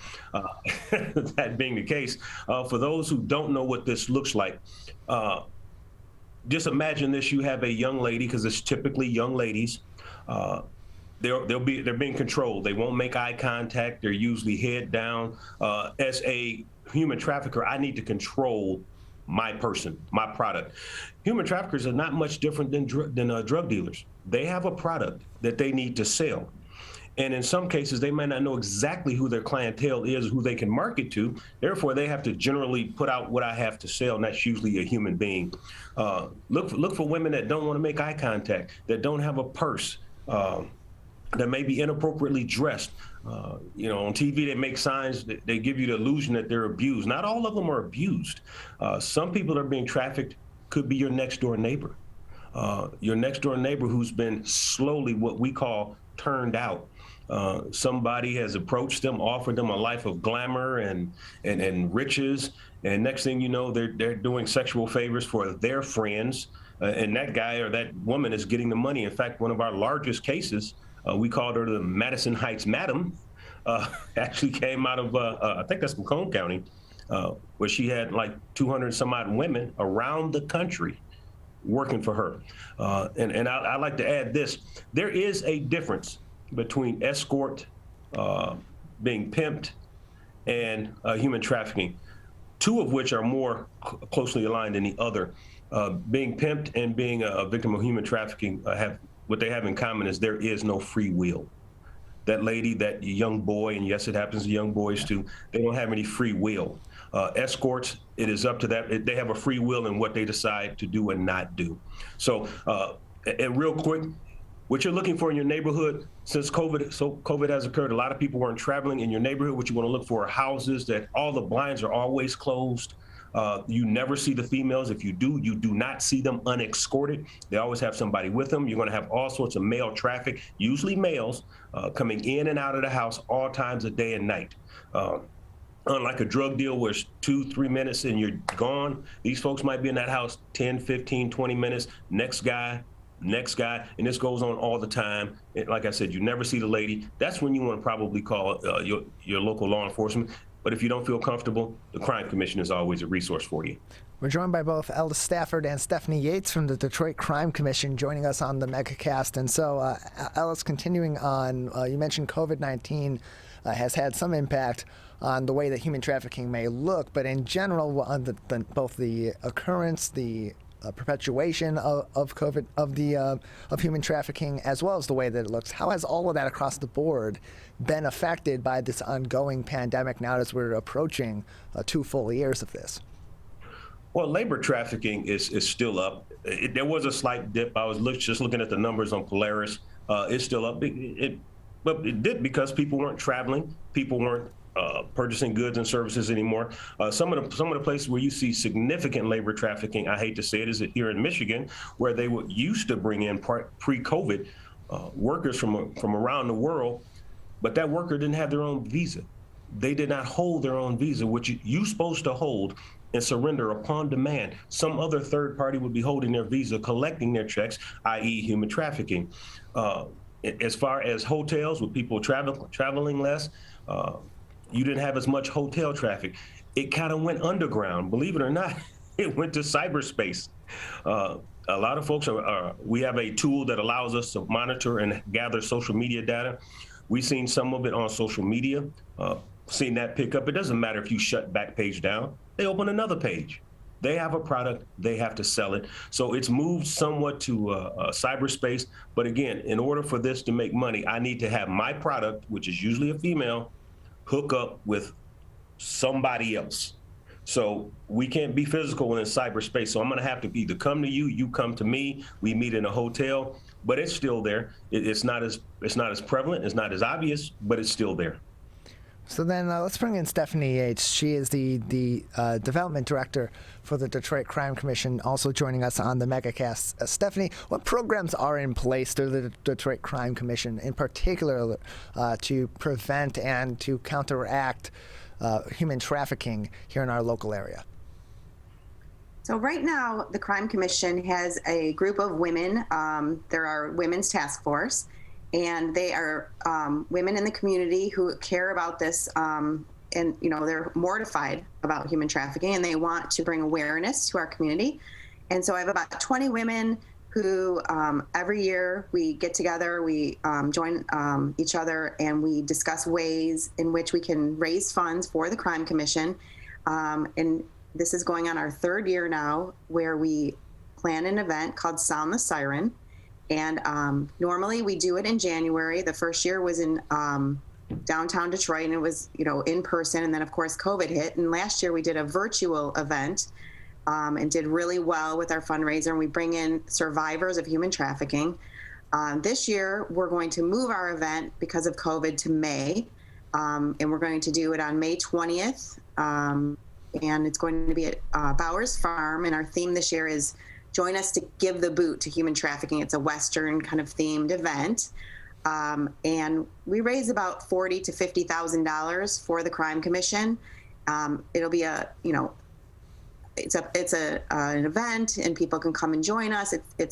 I don't want to say it's a party because, that sounds kind of like we're having fun. I mean, it is a fun evening, but we are raising money for a very good cause. And the women that do it are very passionate about telling our community about human trafficking, and they want to get the word out to, teenagers and to boys and girls who, may not understand exactly what it is, and, helping them to look for signs of their classmates or, just signs of people that, don't look right or are having issues, or, it just brings awareness to everyone so they can, talk about it with their children and their families and put it out there in the community. And so to do the work that you do at the Detroit Crime Commission, both on the human trafficking front, but as well as in other areas such as public corruption investigations, criminal investigative support, and so on, how critical for your nonprofit are fundraising efforts such as this event, as well as just general donations and volunteer time as well? The Crime Commission is a nonprofit organization, and we rely on our corporate sponsors, our individual sponsors, and any donations we welcome throughout the year. Without those people donating to our organization, the Crime Commission would not exist. We do write grants, to foundations, but without this money, the Crime Commission just could not exist. So we appreciate every donation that we receive. We have large donors, small donors. We have a wonderful board that is very supportive of the Crime Commission. And we do have other events throughout the year, and all of our events support all of our different initiatives. If you go onto our website at DetroitCrimeCommission.org, you can see all of our different initiatives and donate through our website. We're joined by Stephanie Yates, the Development Director at the Detroit Crime Commission, as well as Ellis Stafford, the Deputy Director of the Detroit Crime Commission. You can learn more information about the nonprofit by visiting DetroitCrimeCommission.org. That's also where you'll be able to learn more information about there's several different initiatives and find more information as time goes on as we get closer to May in that event, Sound the Siren, which will be on, you said May 20th, correct? Correct, May 20th. It's at Bowers Farm in Bloomfield Hills this year. It will be outdoors. We wanted to be, careful because of COVID, so we're moving it to an outdoor venue. And the tickets are $125 a person, and we will have more information up on our website later this, probably next week. So let's go back to Deputy Director Ellis Stafford. And so, Ellis, back on the human trafficking front, there are precautions that everyone can be taking in order to prevent themselves from falling victim to human trafficking, whether that be into, as you said, the more common labor trafficking or into the kind that we hear more about because of the salacious nature of our society, the sex trafficking. For individuals, what precautions should they be taking out in public that should arouse their suspicion, and then on top of that, what precautions should they then be taking to prevent themselves from potentially falling victim to human trafficking? Well, I think let's start with the latter. When you came out of break, Tyler, someone was talking about knowing what's going on. Your children, know what's going on with your children. Have their friends changed? Have their behaviors changed? Are they no longer interested in the things they used to be interested in? Take an active look. Supervising kids is a participatory sport. That's called parenting. You need to be involved. What are your kids doing? Who are they seeing? Did all of a sudden some new friends come up? Be nosy, because if you don't, it only takes a smile from a charming individual, and next thing you know, your son or your daughter's hanging out with a new group of people. There are certain steps that they have to do to get you. It's called grooming. I'm sure everyone knows Jeffrey Epstein's assistant, Giselle, just got convicted of human trafficking. No, she really it was human trafficking, but she was grooming people to be trafficked. So that's my caution to parents. it's great to be your child's friend, but you have to be their parent. So watch your kids, who they're doing. And as far as what to look for, if you see something that makes the hairs on the back of your neck stand up, that guy looks funny, I don't know, something wrong with him, you don't have to play super sleuth. You can call the Detroit Crime Commission. Let us do some data harvesting. See if your hunch is actually a real hunch or not. It never hurts to err on the side of caution. If it don't look right, it's probably not right. So call somebody. Even if you don't feel like calling the police, call us. We'll call them.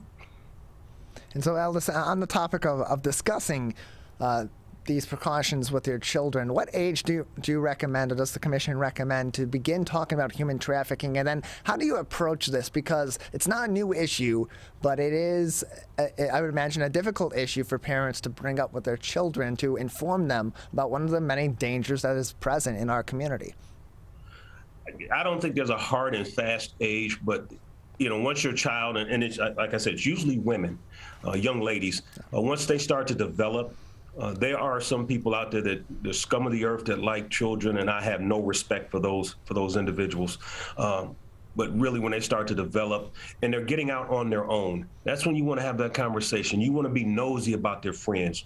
You want to tell them what to be on the lookout for. If somebody's offering you money, offering you a lifestyle that your parents didn't pay for. I didn't buy those shoes. Where did you get them? I didn't buy that purse, that handbook. Where did you get it? You need to take that back. Be active. Like I said, it's nice to be their friend, but you have to be their parent. If you can stay active in your child's lives, know who they're talking to, know who they're associating with, you'll stand a better chance of ensuring that your child doesn't fall victim to being turned out or trafficked. And so then if someone does want to report to the Detroit Crime Commission something that's suspicious to them, or they know of someone that is likely to be involved in human trafficking, how can they best go about getting in contact with you or with others that are on the front lines fighting this in our community? They can go to our website, like Stephanie said, www.detroitcrimecommission.org. I know that's a long title. You can leave a message there. You can also call 313-806-9416. That rings directly to me. We will do the research for you. If there's something there, wonderful. We can save a life, stop modern day slavery. If there's nothing there, that's fine too. No harm, no foul. But it's better to be abundance of caution than to not just ignore it. We're joined by Ellis Stafford, the Deputy Director of the Detroit Crime Commission, as well as Stephanie Yates, the Development Director of the Detroit Crime Commission. Just another couple minutes with the both of you. Anything else that would be important for our audience to know or to keep in consideration at this time, either about your organization's work or on the human trafficking front? Well, I would add, we educate. That's probably our biggest thing, is to educate. We started here in Detroit with Denby High School, educating their young ladies in their senior class. They had a couple of students that were actually turned out, pimped, trafficked. It's all the same in that area. So we started teaching, and one of the people that helped us put this program on is a great former detective, a guy named Ed Price, was in our human trafficking unit when I was with the state police. Great resource. He helps us put that program together. So if there are communities or groups that are willing or want to hear more and want to get more educated about how to prevent their kids from getting turned out, you can give us a call. We can set up a time where we'll come out and we'll spend an hour or so trying to educate the parents and the children, the parents, that's up if they want to bring their children, about how not to get turned out. Well, Ellis, Stephanie, we appreciate both of your time. Thank you very much for joining us today. Thank you.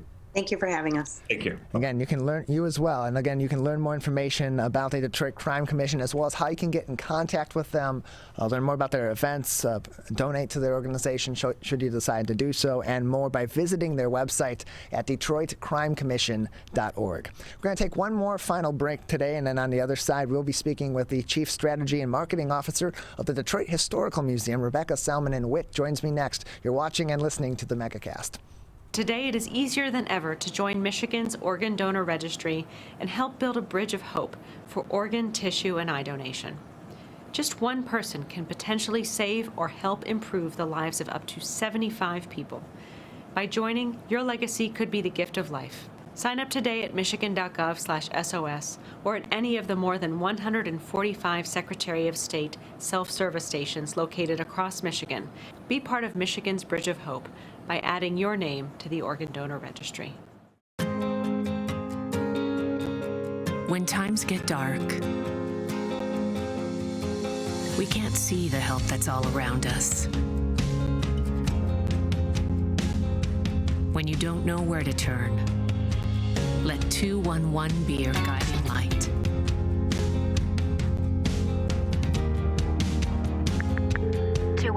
How can I help you?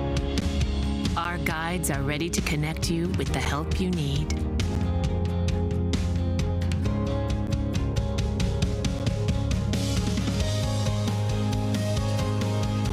For help with food, healthcare, mental health, and other resources, call 211 or visit 211.org.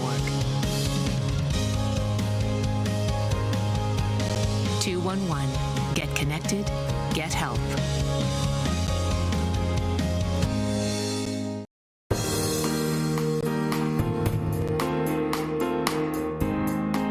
Our final guest today is Rebecca Salmonen-Witt. She is the Chief Strategy and Marketing Officer with the Detroit Historical Museum, back with us again on the Megacast. Rebecca, thank you for being with us. Well, thanks for having me. Always fun to be on. Appreciate having you on. So we're starting off the new year strong. We got events coming up very soon on Monday, January 17th, Martin Luther King Jr. Day. There will be a special event at the Historical Museum. Can you tell us a little bit about that event? Oh, yeah. You know what? We have a really fun time every Martin Luther King Day, and this one is going to be super special. The event is from 10 to 2, so we start off at 10 a.m. right off the bat with the Renaissance High School choir kind of singing us into the event for the day. And the day is going to be really filled with a lot of really cool stuff. So we've got the City of Detroit Arts and Culture Director, Rochelle Riley, who's going to be here talking about her new children's book, which is called That They Lived, African Americans Who Changed the World. She's actually going to be doing two talks, one right off the bat at 10:15 and another one at 11:45. So you have a couple of chances to catch Rochelle. Her book is available in the gift shop, and we're offering 20% off that day. So a good opportunity to grab that book for your little ones and listen to Rochelle talk about the experience of writing it and kind of what the book means to children today.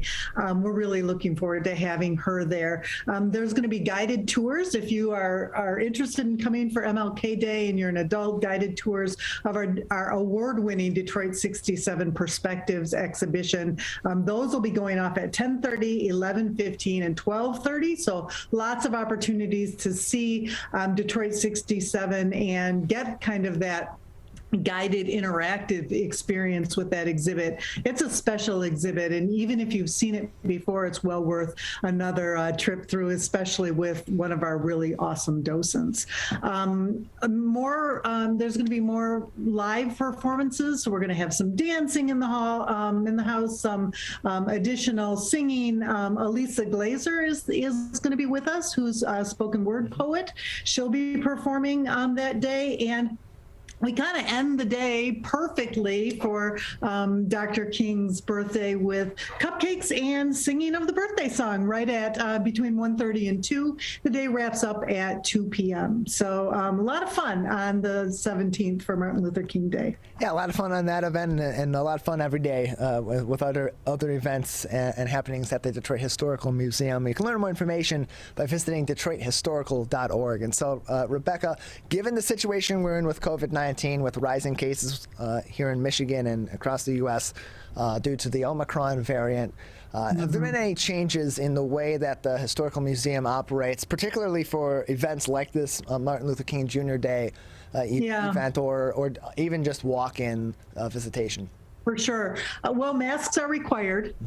So if you're visiting the museum anytime, including at any of the events, we ask you to wear a mask.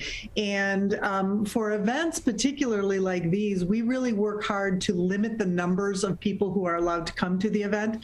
So, it's a 72,000 square foot museum. It's very possible to socially distance there. And we help the situation out by limiting the number of participants at our event. events. I think for the Martin Luther King Day event, there are 100 advance tickets available, and there'll be a few tickets available day of at the door as well. But we'll be well under 200 participants in our 72,000 square foot museum on that day. So, those are the things that we do on a regular basis. Obviously, we are, we're concerned like everybody is. And so when we've got things planned that are more appropriate or possible to do remotely, we do take a close look at what's happening out in the world. And our Third Thursday events, for instance, most of those are happening online right now because it's possible to do them online. You get the same effect from attending a lecture online as you do in person, maybe a little less fun. You don't get the in-person back and forth conversation, but it's possible to do them online. So those we've moved online. We're joined by Rebecca Salmonen-Witt. She is the Chief Marketing Officer and the Marketing Officer and the Chief Strategy Officer as well at the Detroit Historical Museum, joining us on the Megacast. And so while we're on the topic of Dr. Martin Luther King Jr. Day, which is just a week from Monday, this upcoming Monday, it'll be a week after that. There's some historical significance related to Dr. King here in the Detroit area. And on June 23rd, 1963, it was a big day where a crowd of estimated about 125,000 people, including Dr. King, walked from Woodward Avenue to what's now the TCF Center, where he delivered a speech, an event called the Walk to Freedom. Tell us a little bit about that event, about that day, and some of the ways that your museum on Martin Luther King Jr. Day may be commemorating that historical day in Detroit's history. Well, I think probably the walk that people remember the most actually happened in 1968, and that was the first time Dr. King delivered his I Have a Dream speech, was right here in Detroit. And so we do, celebrate that history on Martin Luther King Day, but all the time. And so that's one of the reasons we're giving those tours of the Detroit 67 Perspectives exhibit during that time frame as well, because on Martin Luther King Day, it's really important to remember the 60s and remember kind of Detroit's role in what happened during that time frame, and kind of help us frame where we are today and think about where we want to be in another 50 years. That's what Detroit 67 was all about for the Detroit Historical Society and for Detroit in general. And so we're keeping that work alive by making the Detroit 67 exhibit permanent. It's a permanent part of our museum now. That exhibit isn't going away. And so even if you can't make it down or you don't feel safe on January 17th, it's still going to be there. And I encourage you to come and kind of absorb some of that history. If you were there back in the day, I can't tell you how many 12-year-old people I met who were 12 in 1967, but kind of remembering what that was like. But if you weren't there, if you were younger than that, and you find yourself as a Detroiter or a Metro Detroiter now, kind of helping understand how that history has helped inform where we find ourselves today. It's an important thing to do, and the exhibit has won every award in the country and took second across the world in 2019, and so it's a good one.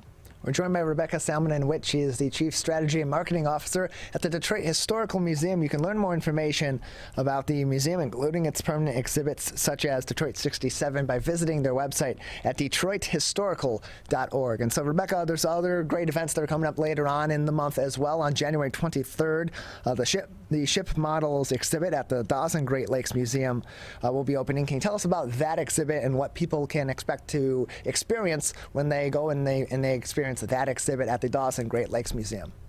Oh, for sure. I always like to tell folks, winter is a lovely time to visit Belle Isle. I know we're all used to going in the summer for our picnics, but it's really beautiful in the winter, and there's no better place to experience Belle Isle in the wintertime than the Dawson Great Lakes Museum. We are open all winter, and this winter we're really excited because we are staging a new exhibition throughout the museum. It's called Maritime Miniatures, the Art of the Ship Model. The Detroit Historical Society has one of the biggest and most sort of world-renowned collections of model Great Lakes ships in existence. Now, you can always see one or two of those on display at the museum, but it's been over 20 years since we've really staged a full-scale exhibition of these models. So we're going to bring 150 of these models out. We've got about 200 of them in the collection. Some of them, honestly, are too delicate to move.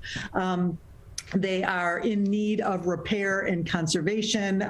They have to be, as you can imagine, with how delicate these ship models are, they have to be very carefully stored and moved and displayed, which requires some additional kind of, care. And the vitrines, the glass boxes that we store these in, those have to be special and the right size and that kind of thing. So we're bringing 150 of them out. We're filling the museum with them.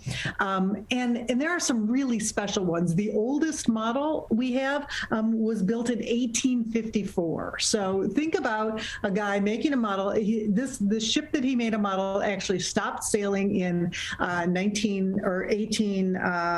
I think just before that. It was called the Mayflower, but it's not the Mayflower that you're thinking of. This is the Mayflower, which is a passenger steamship.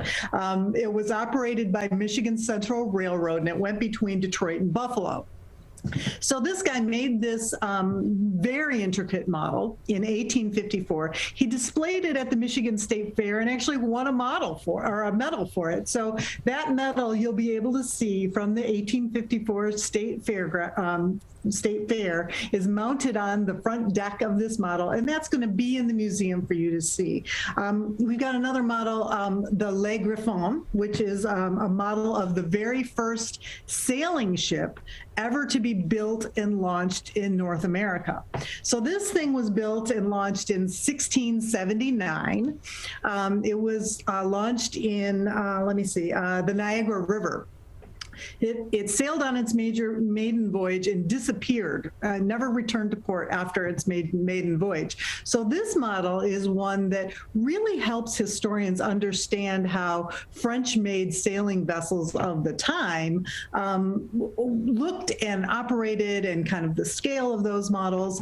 One of the things about these models that you're going to be able to see at the Dawson beginning on January 23rd is that they are built to scale. So the plans that are used to build these models could be used right now to build another full-size ship that's exactly the same as the ship as it once existed. So they're really amazing. I like to say, if you were a kid who loved to build models when you were little, or maybe you were one of those Lego guys who loved to build little intricate things with Legos, or maybe you were a girl who loved dollhouses.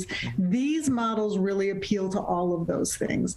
Also, if you're a hardcore maritime historian, you're going to be able to see in all of the detail what the ships of yesteryear that no longer exist actually looked like. So it's going to be really exciting. We're very excited to have all of these models on display.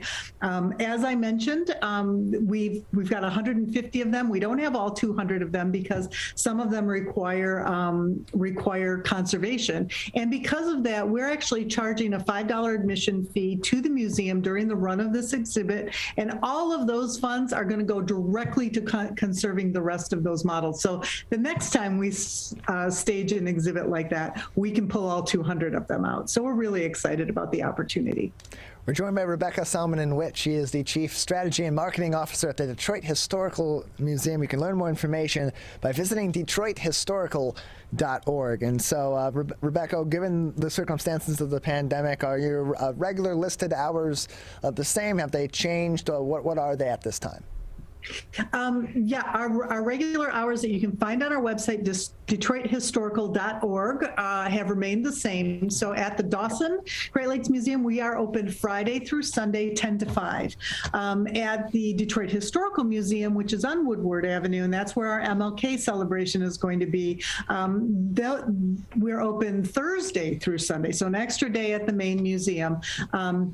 10 to 5 Thursday, Friday, and Saturday, and 1 to 5 on Sunday at that museum. I do recommend that everybody check the website before they come on down for a visit. We're not requiring advance tickets right now, but check the website just to make sure that there's not a surprise closure because maybe we're down staff or, who knows what can happen, kind of top down from the government. So we always post that on all of our social media sites. You can find us on Facebook or Instagram and Twitter, but the website is really the best place to look, just to make sure that if you're planning to come down, that we are open and our hours remain the same. Well, Rebecca, we appreciate your time. Thank you for joining us, telling us about some of these events coming up in the next few weeks here in January, and all the permanent events and other interesting things at the Historical Museum.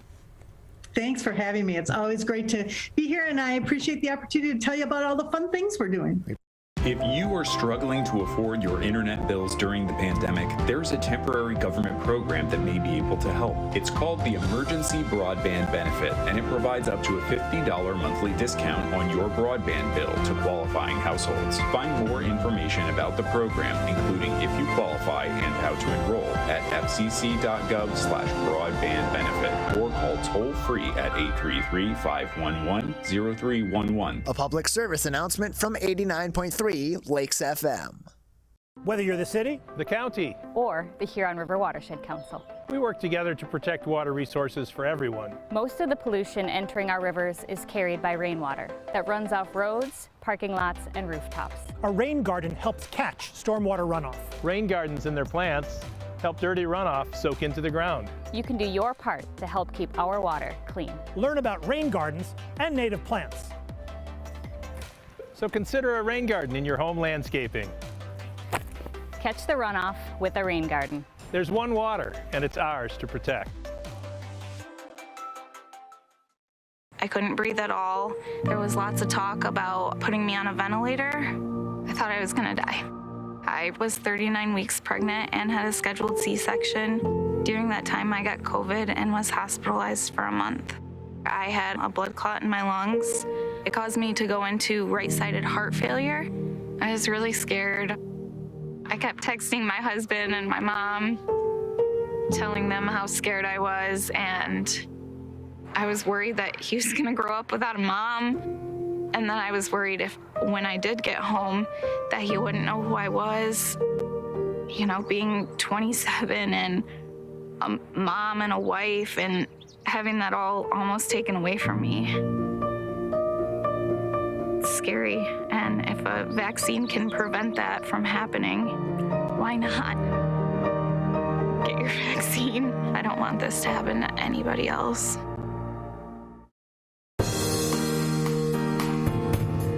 Welcome back to the Megacast. I'm Tyler Keefe. Just another minute or so left in this week's editions of the show. I'd like to thank our guests today, Professor Erin Austin Dwyer from Oakland University, Dr. Russell Faust from the Oakland County Health Division as well for joining us, Jessica Epstein, the Physician Assistant over at the Michigan Institute for Neurological Disorders, Alice Stafford and Stephanie Yates from the Detroit Crime Commission, and Rebecca Salmonen-Witt from the Detroit Historical Museum. You can find all of our full episodes and interviews on demand, usually by mid to late afternoon, on our website at civiccentertv.com/megacast.